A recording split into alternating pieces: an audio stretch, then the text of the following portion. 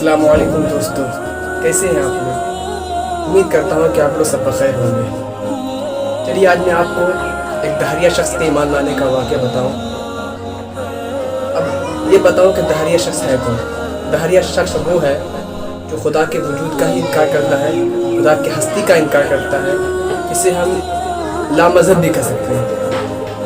वाक़या ये है कि एक दहरिया जो कि मल्लाह था, इमाम जाफ़र सादिक़ रज़ियल्लाहु ताला अन्हु से मुलाकात हुई। गुफ्तगू शुरू हुई। दौरान गुफ्तगू वो मल्लाह कहने लगा कि खुदा का कोई वजूद नहीं है, खुदा कोई नहीं है माज़अल्लाह। इमाम जाफ़र सादिक़ रज़ियल्लाहु ताला अन्हु वो मल्लाह से कहने लगे कि तू तो कश्ती चलाता है, ये तो बताओ कभी तुम्हें समंदरी तूफ़ान से साबका पड़ा। वो कहने लगा हाँ, मुझे अच्छी तरह याद है, एक मरतबा मैं समंदर के सख्त तूफ़ान में मेरा जहाज़ फंस गया। तो आपने फरमाया फिर क्या हुआ। तो वो मल्लाह कहने लगा कि मेरा जहाज़ गर्क हो गया और उस जहाज़ में जितने लोग सवार थे सब के सब लुक़माए अजल बन गए। तो इमाम जाफ़र सादिक़ रज़ियल्लाहु ताला अन्हु ने फरमाया फिर तुम कैसे बच गए, आखिर क्या वजह थी तुम बच गए। तो मल्लाह कहने लगा कि जहाज़ का एक टुकड़ा मेरे हाथ लग गया, इसको पकड़ कर तैरता हुआ मैं साहिल के करीब पहुंचा।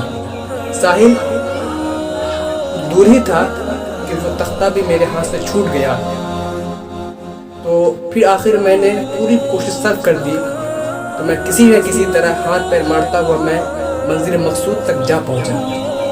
तो इमाम जाफ़र सादिक़ रज़ियल्लाहु ताला अन्हु ने उस मल्लाह से कहा क्या तुम अपने इस वाक़े पर गौर किए। तो मल्लाह कहने लगा नहीं।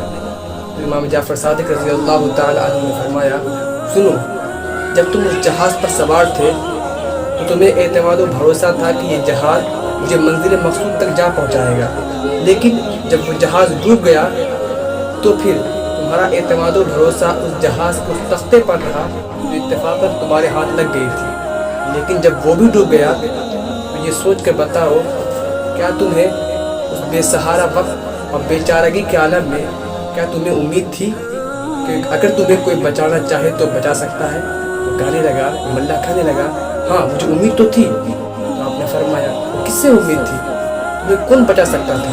तो मल्लाह खामोश हो गया। तो इमाम जाफ़र सादिक़ रज़ियल्लाहु ताला अन्हु ने फरमाया सुनो, उस बेचारगी और बेसहारा वक्त में तुम्हें जिस चीज़ की उम्मीद थी, तुम्हें जिस ज़ात की उम्मीद थी, उस ज़ात का नाम खुदा है। वही खुदा है, वही कायनात का मालिक है। तो ये सुनकर वो मल्लाह रो पड़ा और ईमान के दामन से वाबस्ता हो गया।